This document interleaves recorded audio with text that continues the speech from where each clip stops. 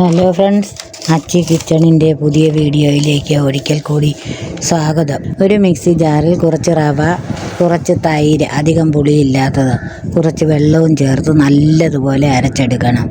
അത് ഒരു ബൗളിലേക്ക് മാറ്റി വയ്ക്കണം. 15 മിനിറ്റ് നേരത്തേക്കിന് അടച്ചു വയ്ക്കണം.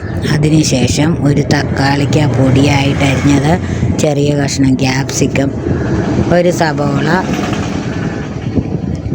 കരിയാപ്പില, 2 പച്ചമുളക്, ആവശ്യത്തിന് ഉപ്പും ചേർത്ത് നല്ലതുപോലെ ഇളക്കി ചേർത്ത് വെക്കണം.